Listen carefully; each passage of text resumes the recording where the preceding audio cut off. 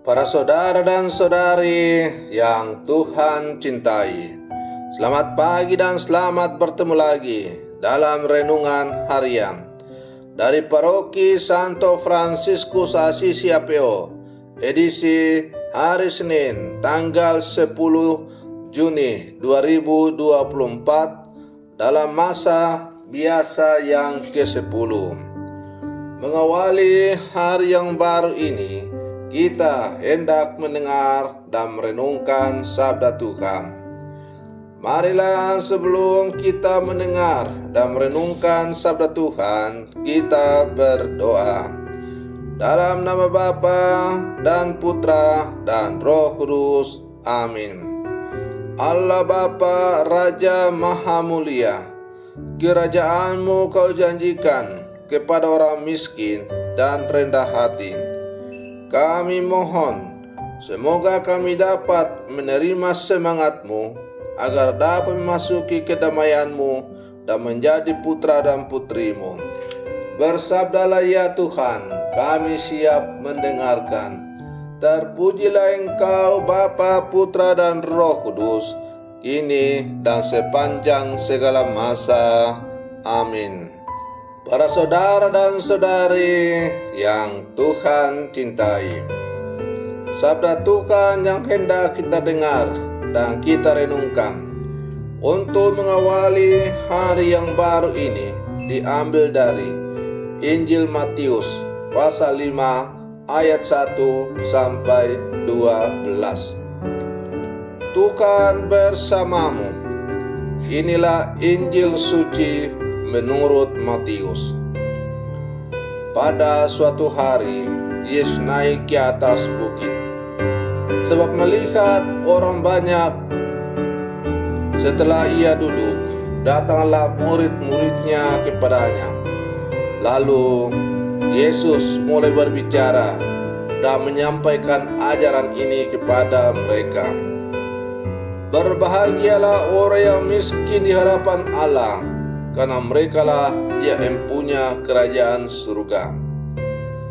Berbahagialah orang yang berduka cita, karena mereka akan dihibur. Berbahagialah orang yang lemah lembut, karena mereka akan memiliki bumi. Berbahagialah orang yang lapar dan haus akan kebenaran, karena mereka akan dipuaskan. Berbahagialah orang yang murah hati, karena mereka akan beroleh kemurahan. Berbahagialah orang yang suci hatinya, karena mereka akan melihat Allah. Berbahagialah orang yang membawa damai, karena mereka akan disebut anak-anak Allah. Berbahagialah orang yang dianiaya demi kebenaran, karena mereka lah yang empunya kerajaan surga. Berbahagialah kalian jika demi aku kalian dicela dan dianiaya, dan kepadamu difitnahkan segala yang jahat. Bersukacita dan bergembiralah, sebab besarlah ganjaranmu surga. Sebab para nabi sebelum kalian telah dianiaya.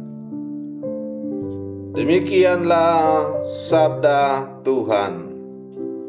Para saudara dan saudari yang Tuhan cintai, hal yang paling utama yang kita cari dalam kehidupan ini adalah kebahagiaan. Dalam mencari kebahagiaan itu, kita mengalami pasang surut, jatuh bangun. Sadar atau tidak sadar, selain dicari, kebahagiaan itu pula lah salah satu yang kita tuju dalam hidup ini. Karena itu, dalam pengajarannya di atas bukit, sebagaimana baru saja kita dengar pada hari ini, melalui bacaan Injil yang diperdengarkan oleh gereja, Yesus menggunakan kata berbahagialah dalam semua yang diungkapkannya. Para saudara dan saudari yang Tuhan cintai, sayangnya kehidupan ini sungguh memiliki banyak liku laka. Ada duka cita, ada sukacita, ada kemiskinan, ada kelimpahan, ada kelaparan, ada penderitaan, ada kegembiraan, ada kesedihan, dan lain-lain. Namun, gerak rohani yang Yesus harapkan adalah miskin di depan Allah dalam arti tahu diri, dalam kerohanian, lapar dan haus akan kebenaran. Itulah yang utama yang Yesus harapkan. Dan harus banyak perisai rohani yang perlu dimiliki.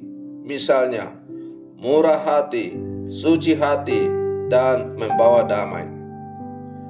Para saudara dan saudari yang Tuhan cintai, maka yang utama dalam liku-liku kehidupan ini adalah mengikuti kehendak Yesus. Kita tidak bisa sembarangan dalam hidup ini, tetapi harus mempunyai tujuan yang jelas dan benar.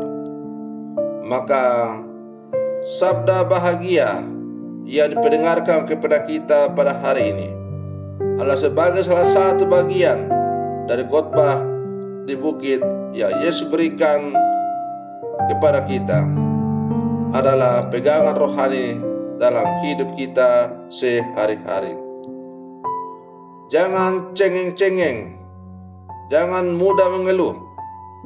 Hadapi semua suka duka kehidupan dengan kekuatan pengharapan. Yesus pasti akan menuntun kita dan membuka jalan bagi kita.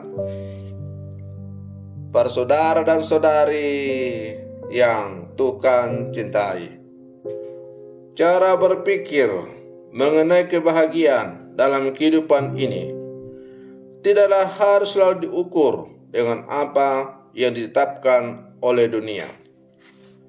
Ada cara pikir lain yang disediakan oleh Allah melalui Yesus agar setiap orang bisa meraih kebahagiaan dalam hidup dunia ini yang tidak bahagia ini, yakni melalui salib. Yesus sendiri telah bersaksi kepada kita semua dengan wafat dan kebangkitannya, bahwa kebahagiaan yang terutama akan kita peroleh melalui pengorbanan kepada Tuhan dan sesama. Itulah karya Roh Kudus. Maka sebagai murid-murid Yesus yang hidup zaman sekarang, kita diajak untuk selalu berjuang menghidupi apa yang telah diajarkan oleh Yesus. Orang yang berbahagia adalah orang yang dalam seluruh kehidupannya, baik dalam suka maupun duka, susah maupun senang, selalu mengandalkan Tuhan dalam setiap langkah hidupnya. Para saudara dan saudari yang Tuhan cintai, kita adalah murid-murid Yesus yang hidup zaman sekarang. Karena itu marilah kita berlangkah maju bersama, bergandengan tangan, selalu setia melaksanakan segala sesuatu yang diajarkan oleh Tuhan kepada kita dalam segala situasi kehidupan kita. Kita jangan pernah bimbang dan ragu, karena hanya Tuhanlah yang akan mampu memberikan segala-galanya. Semoga pada renungan saya untuk mengawali hari yang baru ini semakin menghantar kita menjadi murid-murid Yesus yang sejati di zaman sekarang. Selamat pagi, Tuhan Yesus memberkati.